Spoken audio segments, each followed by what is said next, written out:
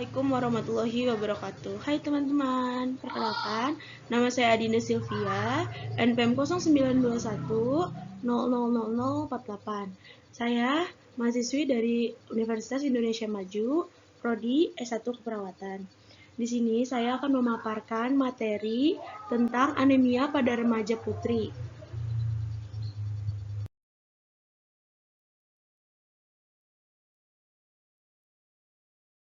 Ada apa sih penyakit anemia itu? Yuk mari kita simak teman-teman. Anemia adalah kondisi kurang darah dengan kadar hemoglobin lebih rendah daripada batas normal. Hemoglobin normal pada remaja yaitu 10-15 gram per dl. Jadi, anemia itu adalah kondisi yang kekurangan darah dengan kadar hemoglobin lebih rendah daripada batas normal. Jadi, maksudnya gini loh teman-teman, kalau teman-teman merasa kayak kekurangan darah, itu berarti kadar hemoglobin teman-teman itu rendah daripada batas normalnya. Nah, ini dia nih batas normal dari hemoglobin pada remaja.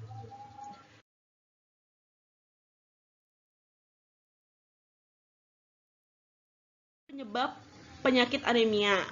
Nih, faktor penyebab penyakit anemia. Yang pertama itu ada masalah pada sistem kekebalan tubuh. Yang kedua, penyakit riwayat masalah kesehatan kronis. Yang ketiga, faktor genetik. Yang keempat, memiliki masalah kesehatan dengan sumsum tulang belakang. Yang kelima, sedang dalam masa kehamilan. Dan yang keenam, kekurangan asupan vitamin dan mineral. Nah, untuk di sini tuh dengan kenapa sih faktor genetik itu anemia termasuk faktor genetik? Nah, anemia disebabkan oleh genetik yang berhubungan dengan masalah membran sel atau hemoglobin, enzim yang menjaga sel darah merah yang sehat. Penyebab paling sering dari jenis anemia, kenapa bisa termasuk faktor genetik itu karena adanya kelainan gen yang mengendalikan produksi darah merah. Nah, itu teman-teman. Jadi, kenapa bisa dibilang faktor genetik? Itu karena adanya kelainan gen yang mengendalikan produksi darah merah.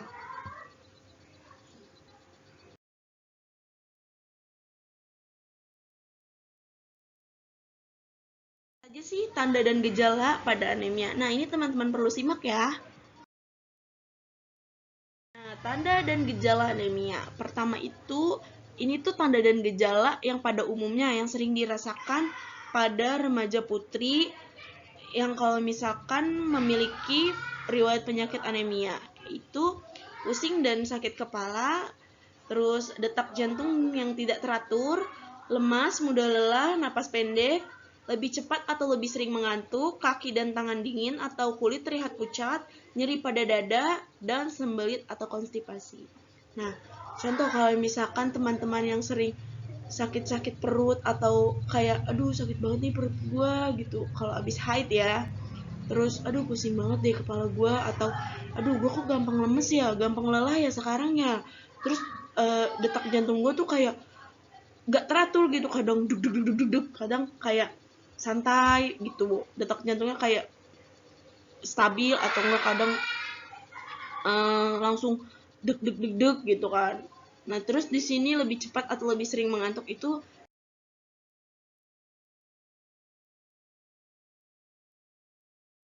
kira-kira apa saja sih dampak penyakit anemia pada remaja? Nah, teman-teman, dampak anemia bagi remaja. Yang pertama itu ada penurunan imunitas. Kenapa bisa dibilang penurunan imunitas?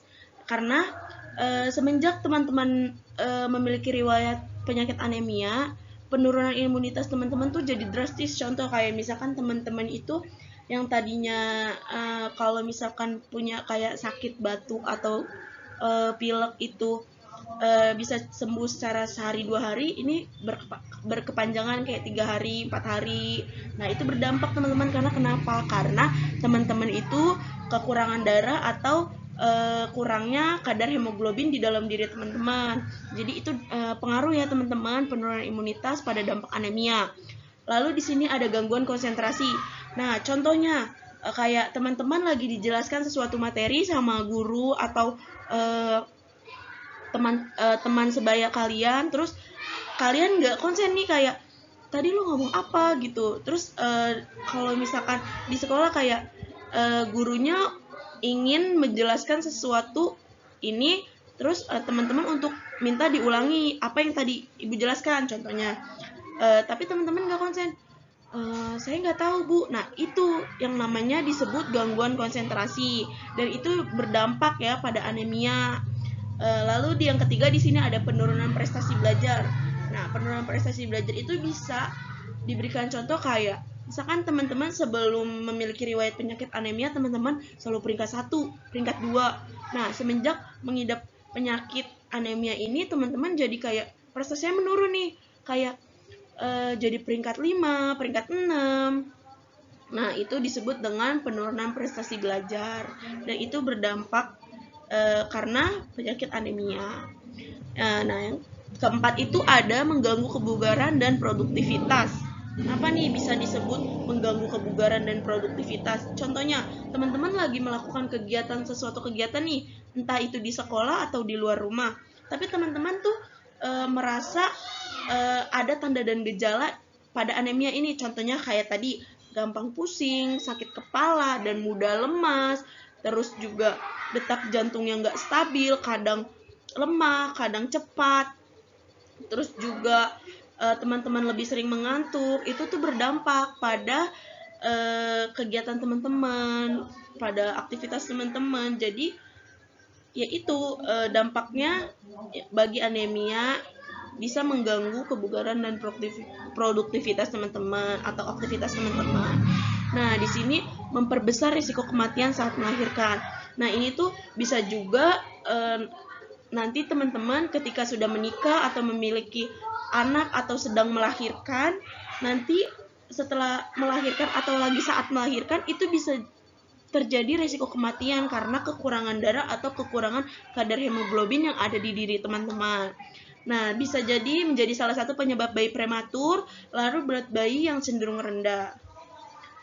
Lalu di sini ada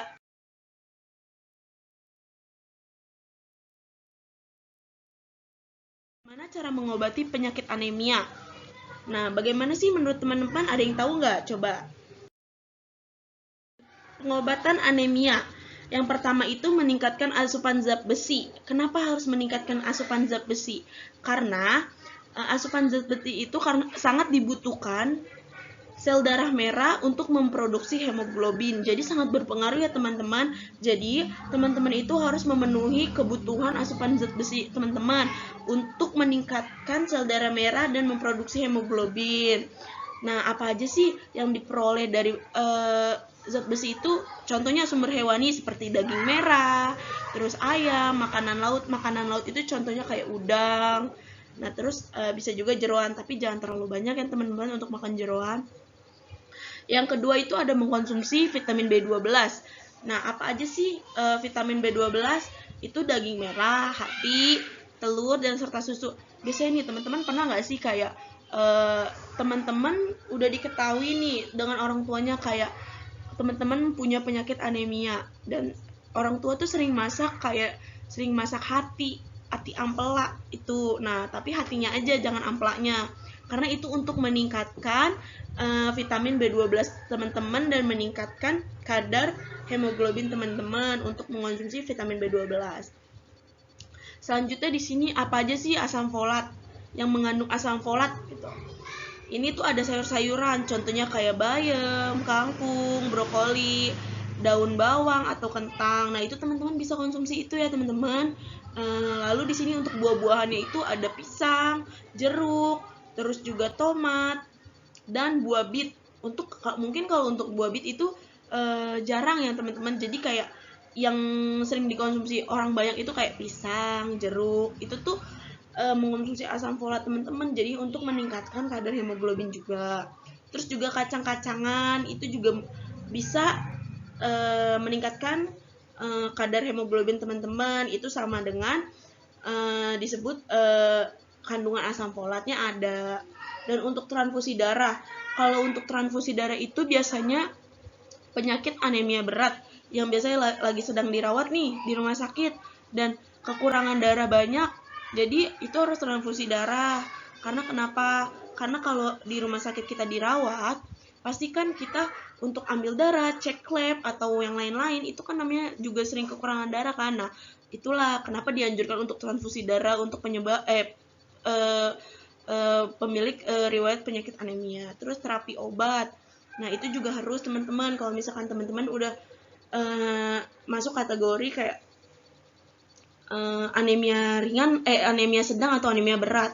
Nah, biasanya nih ya teman-teman, pernah nggak sih teman-teman itu dapat tablet penambah darah? Nah, itu biasanya itu puskesmas atau rumah sakit itu bekerjasama sama sekolah kalian untuk mencegah terjadinya anemia pada remaja putri. Karena kenapa? Karena kebanyakan remaja putri itu yang banyak kayak karena remaja putri yang mengalami menstruasi, haid gitu kan. Jadi dengan adanya menstruasi haid itu kan menguras darah kotor yang ada di diri kita. Makanya kenapa dikasih obat tablet penambah darah itu untuk menormalkan darah kita kembali dan kayak agar darah kita kembali itu kembali normal dan nggak kurang gitu, kadar hemoglobinnya nggak kurang dari batas normal.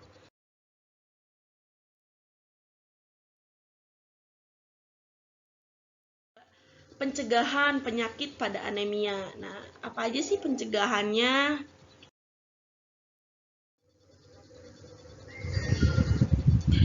Pencegahannya itu mengkonsumsi zat besi, asam folat, atau vitamin B12. Nah, itu dia ya teman-teman. Kenapa bisa dibilang tadi harus mengkonsumsi zat besi, asam folat, dan vitamin B12? Tadi kan udah saya kasih tahu ya untuk apa aja sih zat besi yang harus dikonsumsi pada zat besi, asam folat, dan vitamin B12. Nah, yang kedua itu ada memastikan memastikan kebutuhan vitamin C dalam tubuh terpenuhi agar penyerapan zat besi bisa berjalan maksimal. Kenapa? Karena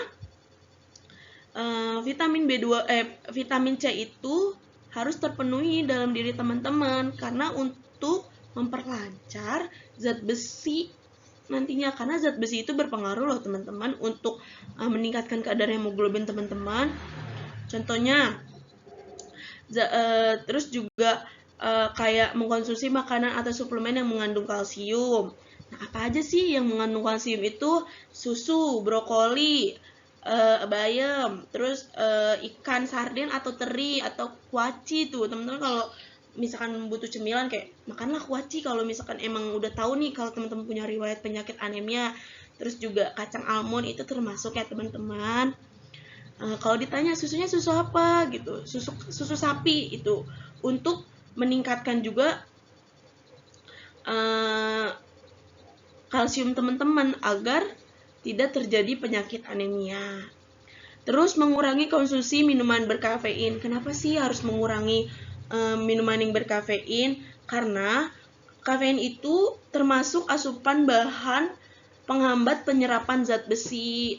Nah, jadi itu bisa juga menyebabkan penurunan kadar hemoglobin, bisa terjadi anemia. Jadi kenapa teman-teman harus mengurangi minum kafein? Karena nanti zat besinya nggak bisa berjalan lancar atau jadi penghambat itu loh. Kenapa kita yang memiliki riwayat penyakit anemia harus kayak mengurangi minuman berkafeinnya itu karena untuk kayak biar nantinya zat besi kita bisa berjalan lancar atau berjalan maksimal.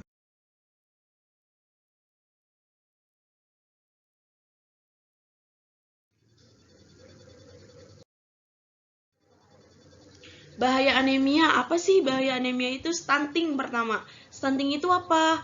Stunting itu adalah masalah gizi kronis akibat kurangnya asupan gizi dalam jangka waktu panjang sehingga mengakibatkan terganggunya pertumbuhan. Jadi hati-hati nih kalau misalkan teman-teman kayak punya masalah gizi yang kronis terus kurangnya asupan gizi itu bisa berkepanjangan atau bisa berdampak jangka panjang.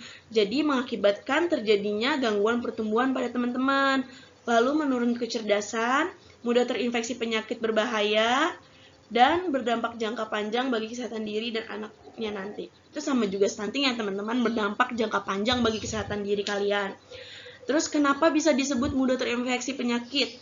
Karena itu teman-teman, karena teman-teman tuh merasa kekurangan darah dan merasa kayak kadar hemoglobin teman-teman rendah, terus juga gampang lemas, gampang pusing, gampang ngantuk. Itu tuh bisa penyakit-penyakit infeksi itu bisa masuk dengan gampangnya, dengan cepatnya gitu ke diri teman-teman. Terus yang tadi saya jelaskan dalam kayak menurunkan kecerdasan. Nah, itu juga berdampak ya teman-teman, yang kayak prestasinya menurun dan tingkat konsentrasinya terganggu, itu berdampak ya teman-teman. Nah, itu dia. Jadi pesan saya, yuk cegah anemia bersama-sama, yuk cegah anemia. Nah, sekian pemaparan materi dan penyuluhan materi anemia pada remaja putri. Kurang lebihnya mohon maaf. Wassalamualaikum warahmatullahi wabarakatuh. Dadah teman-teman.